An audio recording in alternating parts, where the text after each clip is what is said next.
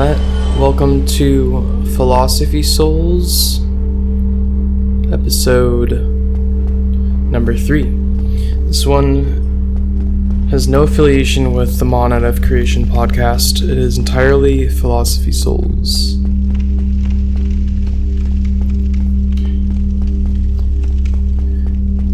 And in this installment, we will be a little more tangible, a little more casual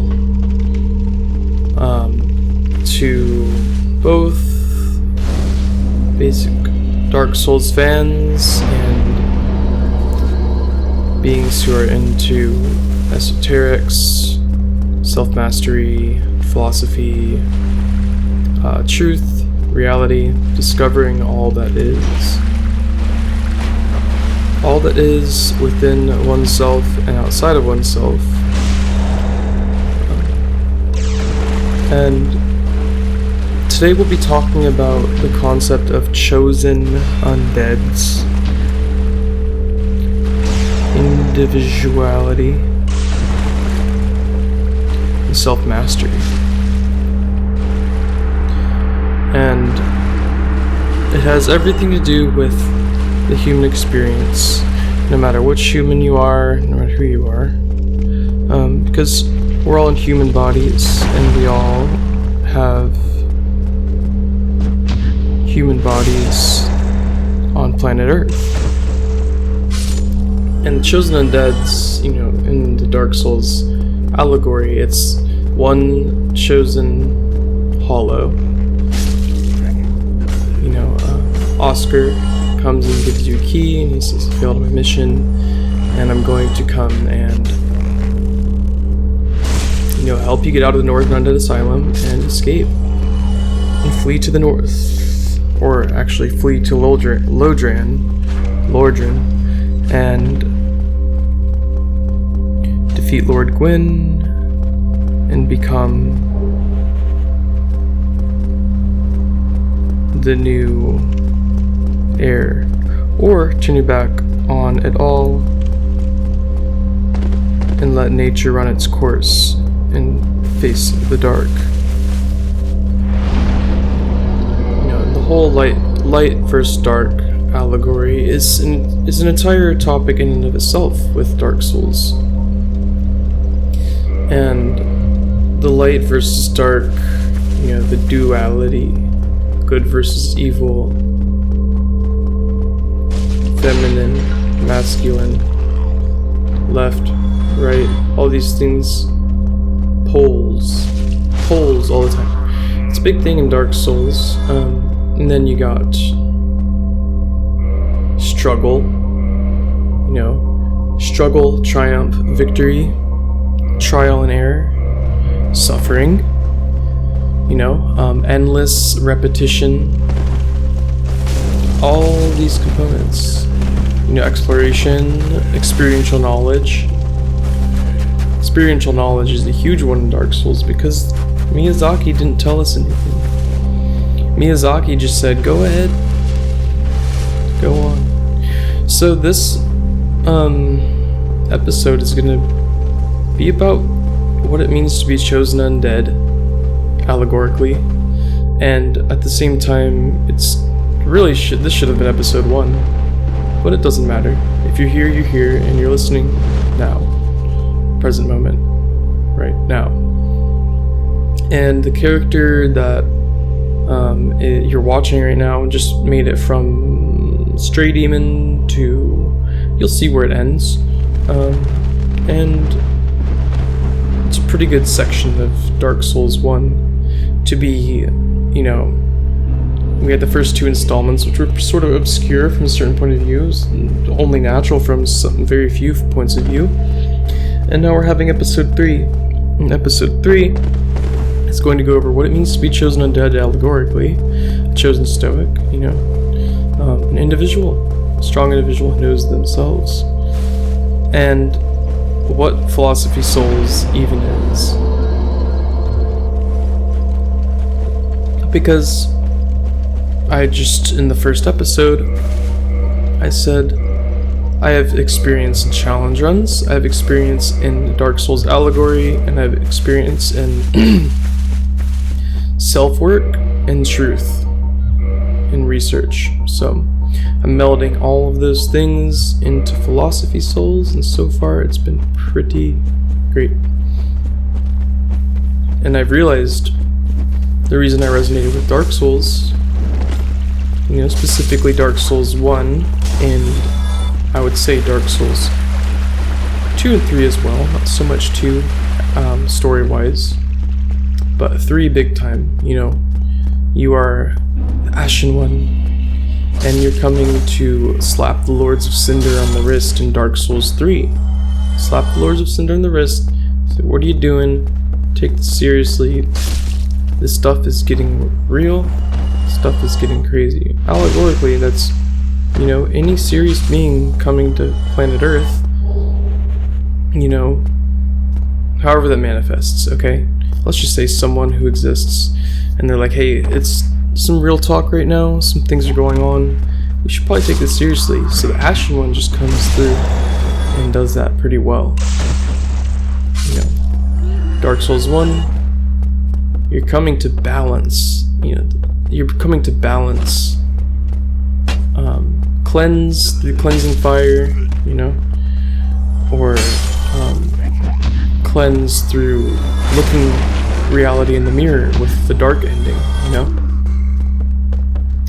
The cleansing fire is interesting, and looking reality in the mirror with a dark ending, they're both, I wish you could choose both, because in applied allegory in reality, you transcend poles, you transcend light and dark, and you overcome the poles, the polarity, and you rise above, and you integrate, and you know yourself, and it doesn't become about good and evil, immorality versus morality, damnation, shame, none of these things. It just becomes all that is, and your observer having an experience with other individuals having experiences.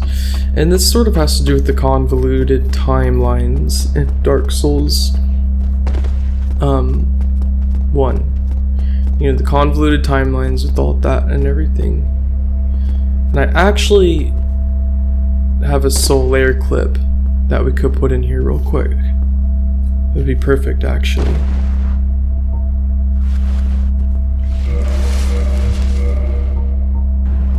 Ah, hello. You don't look hollow, far from it. I am Solaire of Astora, an adherent of the Lord of Sunlight. Now that I am undead, I have come to this great land, the birthplace of Lord Gwyn, to seek my very own son. You find that strange? Well, you should. No need to hide your reaction. I get that look all the time.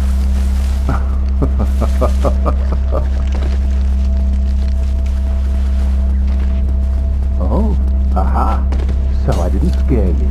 I have a proposition, if you have a moment. The way I see it, our fates appear to be intertwined. In a land brimming with hollows, could that really be mere chance? So what do you say? Why not help one another on this lonely journey? This pleases me greatly. Well then, take this. We are amidst strange beings in a strange land.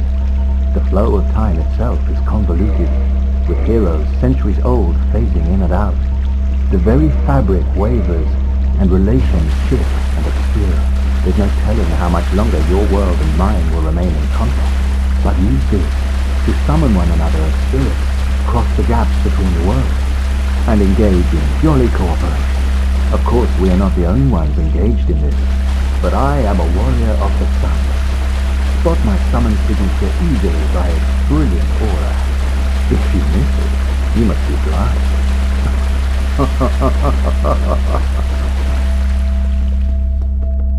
So yeah, Solaire's pretty based. He understands the convoluted nature of time, present moment awareness pretty clearly.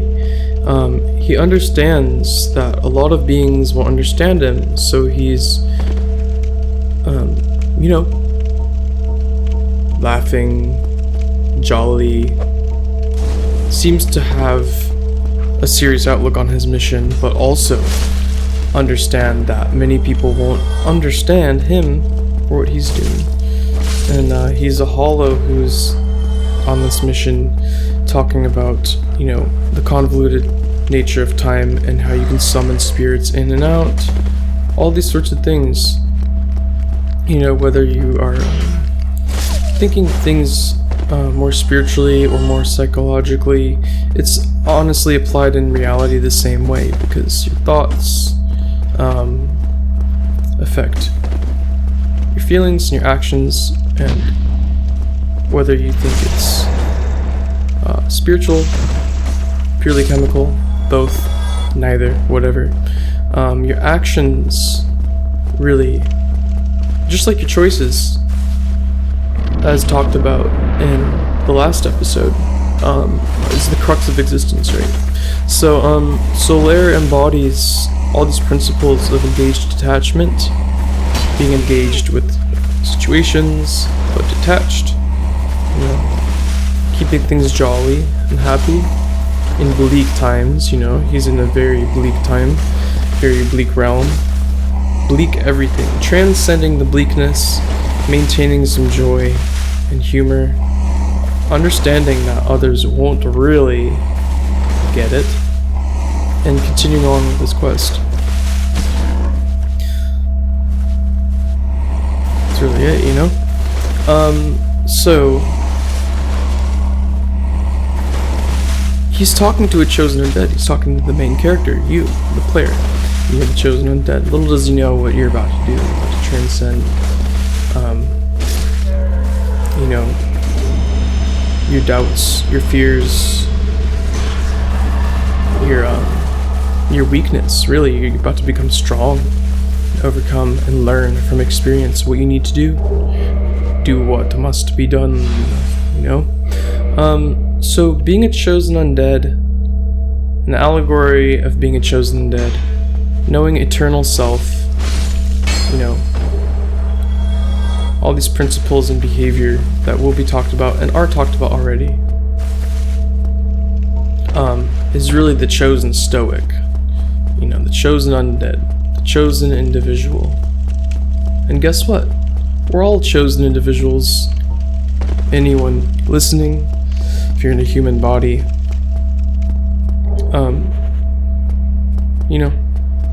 the myths of old, the cults of old, the religions of old, the stories involving messiahs, external saviors,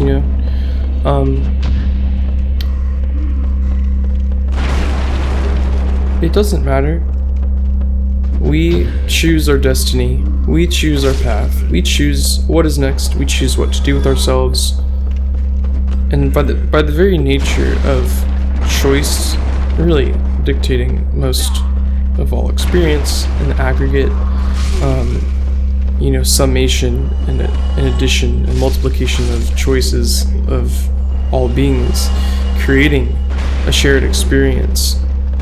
We're all chosen undeads, we're all chosen stoics, and we can pop those humanities and become, pretty humans, nice humans. So, with Philosophy Souls, I've just encountered so much going on Twitch. A lot of beautiful people on Twitch who really love having these conversations and really love Dark Souls. And I noticed the common thread with the Souls community is a zeal for knowledge, a zeal for truth and discipline, whether it's science, research, spirituality, truth-seeking, or just growth in general. Any of these things, any of these components, whether that stuff is applied in real life or it's simply getting a no-roll challenge, a really crazy no-roll challenge. It takes discipline right there, or doing, any sort of interesting thing in the game, even a first playthrough. person doing a first playthrough of Dark Souls, you have to learn through experience, you have to keep going, you have to keep learning from your mistakes, and you fail until you get better, and you learn from your failings. You don't cry and give up. You don't play victim games. You're not victim mentality at all. You don't say this game is unfair and you give up. If you're chosen undead, if you keep playing the game. If you keep playing the game, that indicates that you did not give up and you did not play a victim. You kept going. You learned from falling down. You learned from failing. You paid attention. You concentrated. You concentrated and paid attention. You kept going, right? So this dynamic right here, whether you're playing Dark Souls and just playing the game, energetically and in your mind, you're dedicated, you're going, you're trying the game, you're doing it.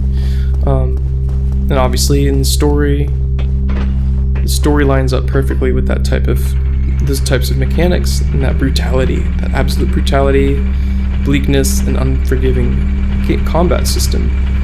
The awesome combat system involved. And then if you add your own restrictions and challenge runs, no roll, Kestis only, soul level 1, no buffs, no block parry, all these things, no magic, it gets harder and harder, and you're just refining your craft, refining yourself. You're really paying attention and looking at yourself in terms of gameplay, right?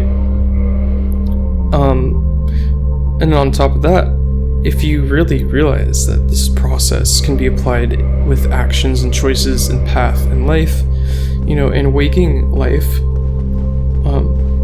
shout out to Colmer, this just came to me right in the middle of this, Colmer left Twitch just as I did a few months ago, and he's the wise man right there, and he was saying he wants to have influence in the waking world and not just on Twitch, on the internet. Influence in the waking world. Pave your path in the dream, so to speak, right, relatively speaking. And in the waking world, how are you going to apply that? So with the Souls mentality, it's really profound. The Dark Souls, difficult, challenging FROMSOFT gameplay is very profound. The struggle, fall down, get back up again, all those types of things.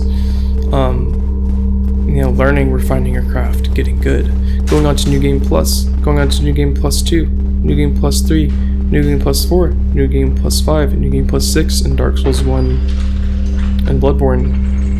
Max New Game. Dark Souls 3, 2, Sekiro, Shadows Die Twice, not a Souls game, but difficult FROMSOFT game.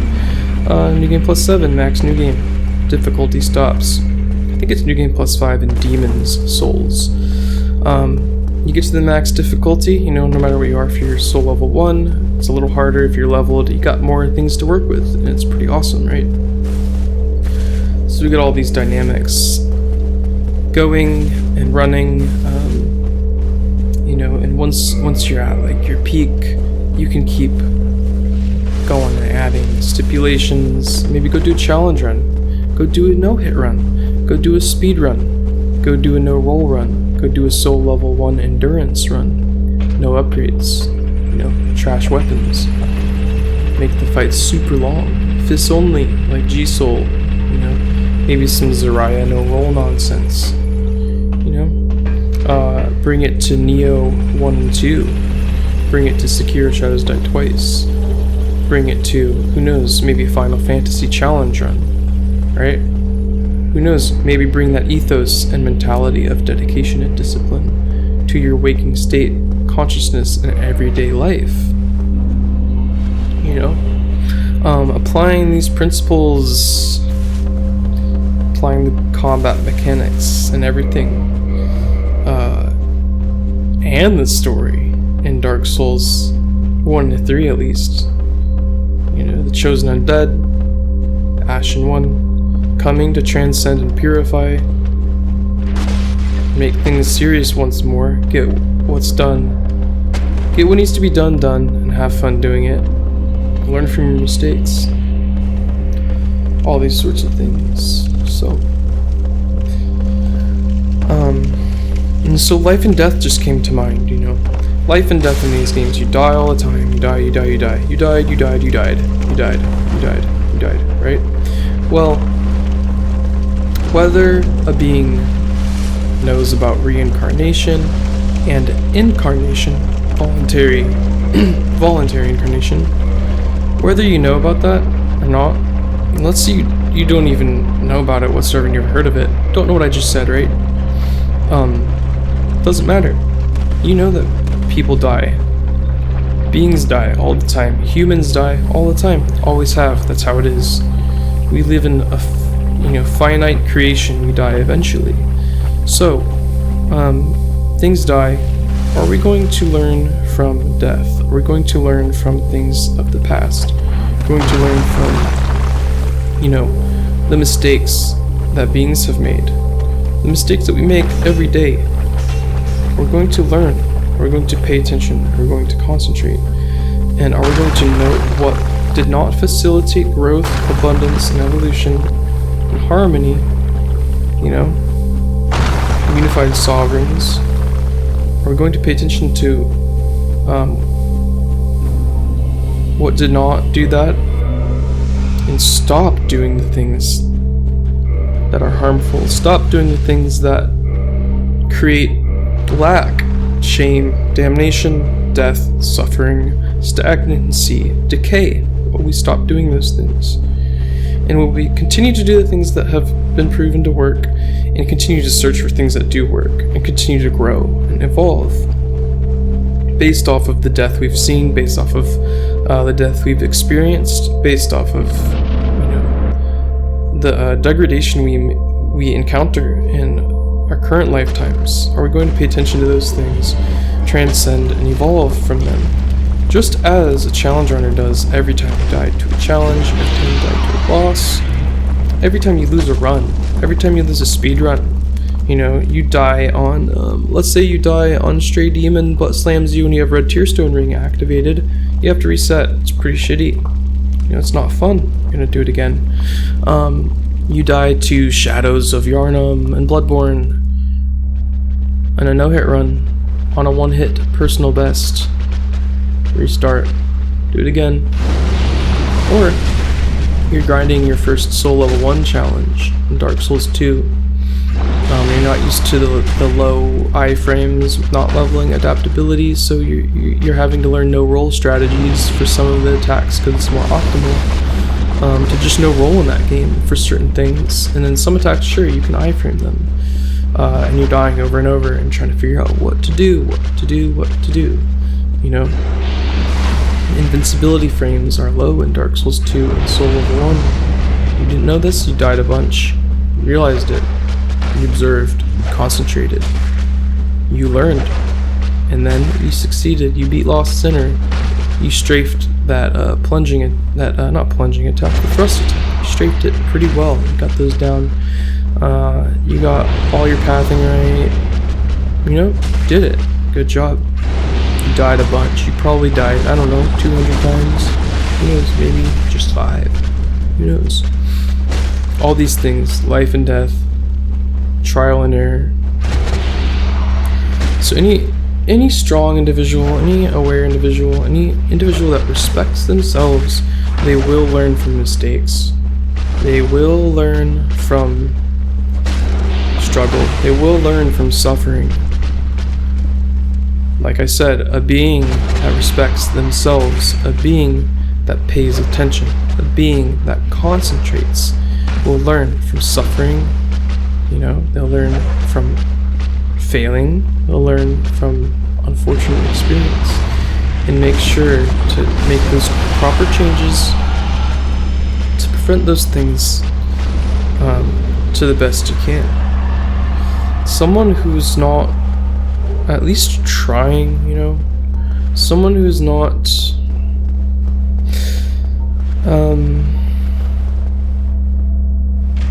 respecting themselves. Someone who does not love themselves. Someone who might not know how to love themselves. Someone who might not know how to control their thoughts, master their feelings, and choose their actions. Someone who might not know how to do that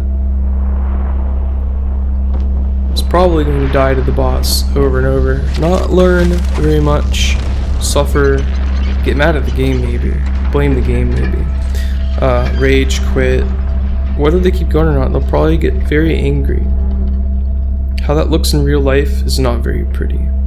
You know, you got suffering, you got pain, you got unfortunate circumstances, and the refusal to learn, the refusal to grow from circumstances that are not the best, circumstances that are not pretty, is equivalent to, you know, raging madness, you know, insanely just raging for no reason in Souls game, you know, Sekiro, I don't know, whatever you're playing, whatever game you're playing, but this is a Dark Souls channel, you know, Dark Souls 1, probably in Sense Fortress right now, I don't remember the time on this video, you know, fighting Straight Demon, fighting Capra Demon, you know, doing the lower Undead Burg stuff, doing Undead Parish stuff, the early game things in Dark Souls 1, all prepping you for that nice, beautiful Ornstein and Smough fight. You know? These little things prepping you that seem so gargantuan and big and intimidating, and you overcome the little things, get better and better and better. You grow, you evolve, you learn from experiential knowledge and struggle and suffering, get better. You learn the proper pathing, you learn the proper routes, you learn what's optimal, what's not optimal. Sometimes you choose the less optimal path in life. Sometimes you choose the harder path in life for a little fun, for a little test, you know, try something out. You know, and especially if there's a reward down the line or something of great significance that you know in your heart and mind, your integrated heart and mind, you know it's good, you know it's worth it, and you're gonna go for it. You know there's some hoops you gotta jump through, you know there's some struggle, some technical things, some frightening things often, but you know it's worth it and you're gonna go for it. So you keep pushing, you keep finding the upgrade ingredients, you keep finding, you know, if you need to for some reason, you could farm, you could really fixate on an area, or concentrate on an area. Fixation is not good. You concentrate on an area, you know, concentrate on some enemies to farm, maybe find some good drop items along the way, you know, a happy surprise because you concentrated on an area a long time. You concentrated on a certain area a long time, you didn't even know there was a rare item drop from that enemy, but you concentrated so long you found out. You know, sometimes you don't need to concentrate a long time, you just go for it, you're so confident in what you can do, and you go with the bare minimum, just go through it, run through it, get what needs to be done, execute it with cunning and intuition, and you do it, you succeed. You find that gold, you find that nugget of gold, you find that absolute truth, you find that purity in whatever it is you're looking at. And yes, you can find that purity in Blight Town, you can find that purity in the Undead Parish, you can find that purity in Lower Undead Burg, in Undead Burg, you can find it in Lodrim, you can find it on planet Earth, you can find it in your house, you can find it in a city, surely in some sort of beautiful cave. But whether you're in a cave or city, that purity should always be felt within, that gold should always be found within. And if it's not, the constant boss battles, the constant struggle, suffering, seeking, conquering, mastering, that's what it's all about. all the death, all the suffering, struggle, the uncomfortability, right? You're not comfortable at all, but guess what? You're growing, you're evolving. You're not comfortable one bit, whether it's in the realm of mind and heart or the physical manifested reality. The physical reality is uncomfortable, so you're going to do what you can to get out of the uncomfortable situation. That's called growing. You know, you're going to do what you can to get out. Well, so it's very exciting, very interesting. To realize that these games, specifically Dark Souls 1, 3, in terms of story, all of them in terms of gameplay mechanics, cross-correlate with self-mastery, the path to self-mastery. And Chosen Undead, Ashen One, Bearer of the Curse, you know, seeketh purity. That's what I would say. What's the Monarch, whatever. I don't remember her name in Dark Souls 2, I'll be honest. Bearer of the Curse. Seeketh the King, you know. Sure, if you're a sacred man, seek kinghood within sovereign domain. If you're a female, seek queendom, sovereign dominion within yourself, so you can make the proper choices and actions with clarity, strength, and discipline, unrelenting, unconditional love in the external reality that you're in.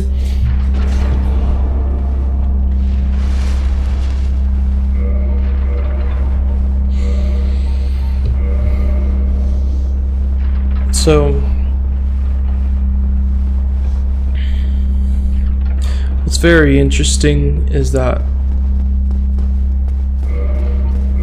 you know, my personal experience with Souls, I tried Demon's Souls when it came out.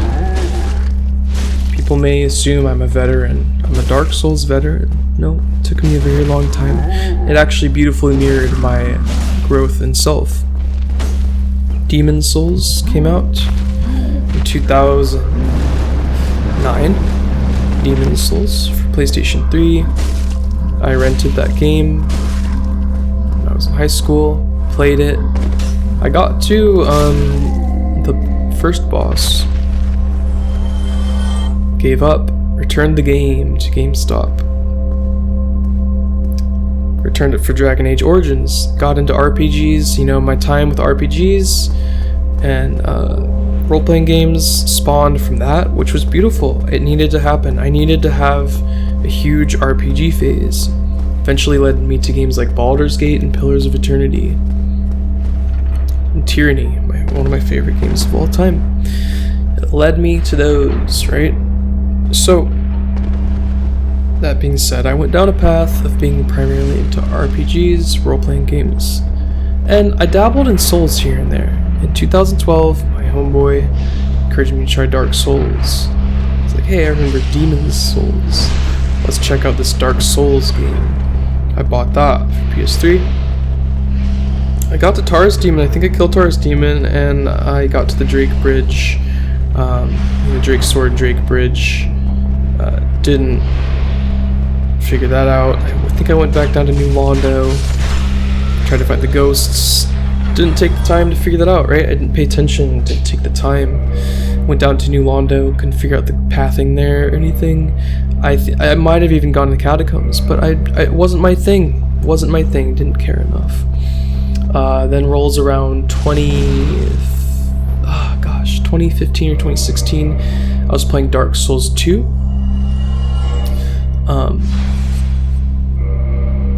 Dark Souls 2, and I got to the Forest of the Fallen Giants, killed last giant, or the first giant, last giant, killed the last giant, got stuck on Pursuer, didn't beat Pursuer, gave up on Dark Souls 2. I had that one on Steam. It's the first Dark Souls game I bought on Steam. And then 2017, glorious 2017, when I started Twitch streaming, I was like, hey, Dark Souls 3 might be cool to stream. I'm gonna try it out. You know, killing Udex Gundyr was very satisfying. That was for some reason, a very inspirational boss fight. That was a good first intro boss. Killed Uduxgundir, it clicked pretty well. Fort took me a while, surprisingly. Fort of the Boreal Valley in Dark Souls 3. Killed Vort. The game clicked like crazy. And Dark Souls 3 was officially the first FROMSOFT Dark Souls game I ever completed. Made my way back to 2. Did all bosses in 2. Then went to 3. All bosses in 3. And then I went to 1. Did all bosses in 1 with a great club. And got really hooked in 1. I did. Got really hooked in 1. Did a soul level 1. I said, alright, do soul level 1 with Kestis. Alright, did that. And I got into some no-hit runs for a while. Got a personal best of 3 hits, no hits, of all bosses DLC, as they say. Tried soul, then I tried speedruns a bit. Went back to casual play. Sekiro Shadows Die Twice came out. Now that is just a whole other story. That game is a shredder. That game is amazing. Just got all achievements today. Fantastic game. And now, you know, DS1, Sekiro, doing challenge runs. I did an Attack Power 1 run. Did Attack Power run. Memorial Severance, with all bosses in that ending. Attack Power 1, no level attack. You know, like 20-minute Ishin fight. Super fun. And, you know, if you know about frequency accretion or, you know, thought forms and all these things, you know, subliminal mind control via what you pay attention to, whatever you want to say, you know, little did I know once I started studying certain fields of research, certain areas of research, I was like, wow, I think all this diligent work in Dark Souls, accompanied by the story that I love in them, had really helped me learn patience. And I think most people have done challenge runs of any sort, especially in Souls games, would agree. Patience is a huge part of it. You learn patience in these games. A very, very beautiful thing. You learn patience, you learn discipline, you learn strength, you learn how not to get triggered, you learn how to learn patterns, read things. You learn how to do so much in all of this. Even if it's just playing at each game once. You learned. You had to learn and overcome to beat these games at all. To even casual playthroughs. You know? And then you get into stuff like all achievements. And you're just, it's a lot of memorization involved and, you know, a lot of interesting stuff there. Very similar, often running multiple new game cycles to get all achievements. All sorts of stuff. Point being, there is strength, discipline, and clarity involved in the Dark Souls, Bloodborne, Demon Souls, and Sekiro Shadows Die Twice video games by FROMSOFT by Hidetaka Miyazaki. Very exciting, you know, very awesome revelations once you realize how deeply these games relate to reality, eternal self, and knowing yourself. Being able to operate in the objective, external reality around you. Being able to operate by mastering your internal self, your internal workings, the dynamics within all these components, all these things.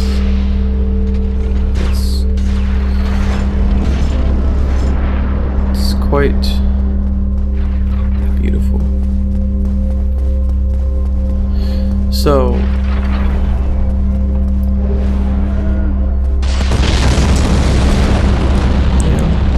spontaneity, talk about spontaneity real quick and relate it to souls and this project myself, I guess, and some field notes I've had. Spontaneity being spontaneous. I'm about to go on a trip. I wanted to put out some content real quick. I was inspired, and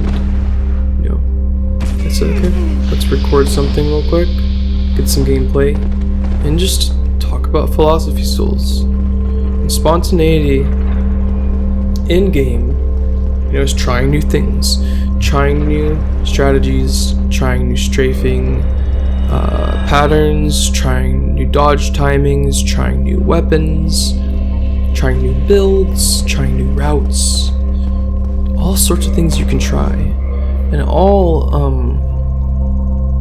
spawns from honestly just trying something new. And honestly, trying something new, I've observed when I watch others play the games, when I've played the games, often spontaneous decisions. Let's try that real quick, let's test it real quick, let's do it. Just go for it. All sorts of things are spontaneous when you're first playing these games or testing or learning. And in reality, the spontaneity has to be balanced with a transcendent symbiotic mind-heart connection, a symbiotic intellect, intuition, connection, balance, transcendence, clarity, absolute clarity with spontaneous decisions. I had to do a little risk reward. Is Red Tearstone Ring having low health to where you're one shot by an enemy or a boss and you die? Is Red Tearstone Ring with added attack power beneficial here?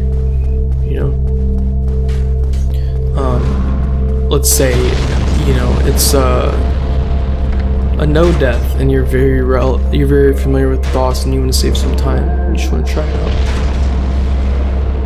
You're gonna have to know your skill set. You're gonna have to know what you're good at, if you can handle it, if you're gonna make this spontaneous decision to be one shot when you're in a no death run. You make this spontaneous decision, well, how comfortable are you with what you're doing? How familiar are you with what you're doing? How well do you know the variables, dynamics, and mechanics with what you're doing? If you die, are you gonna have to reset? Or are you doing casual playthrough and you're gonna lose a bunch of souls and you have to go through a whole other part of the map? Dying all the way in Lost Izalith, spawning back up in Undead Parish, not that long of a walk, but it's still inconvenient. Am I going to record this video, audio, and stay up a little late, export it, edit it, get a little less sleep, but I'm going to pass out heavy, hard, and in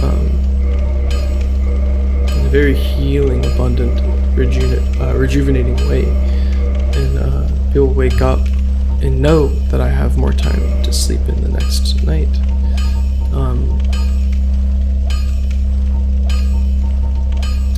Who knows? Who knows? Do you know what you can and can't do, or what you're likely capable of failing and succeeding in? Do you know and feel what you can and can't do? Do you feel and know what you're likely to succeed in, likely to fail in? Do you have the clarity to perceive this? Do you have the clarity to know the path, the choices you want to take? And sure, if you want to get into the story, history, philosophy, esoterics, allegory, all the nice fun stuff built upon the dynamics and foundation of experience. It's all a beautiful, entire whole. So chosen undeads, bearers of the curse, ashen ones, I thank you so much. And if you want to join the discussion with people who really like self-mastery, community, occult psychology, esoterics, Dark Souls from software, dark fantasy, fun stuff, and you're serious, and you care, you actually care, and you want to chat with some like-minded people, or you simply want to support the work,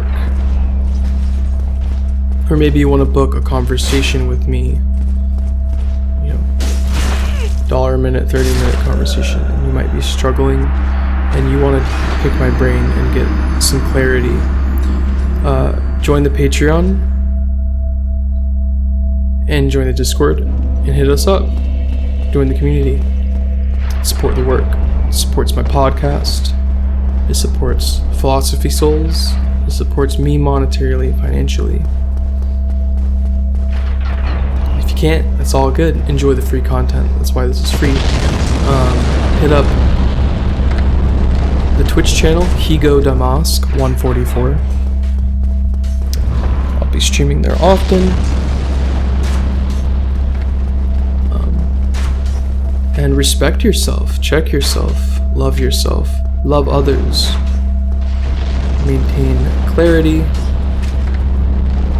maintain a sense of self-worth and reverence for all that is and truth, and respect others if they're different from you.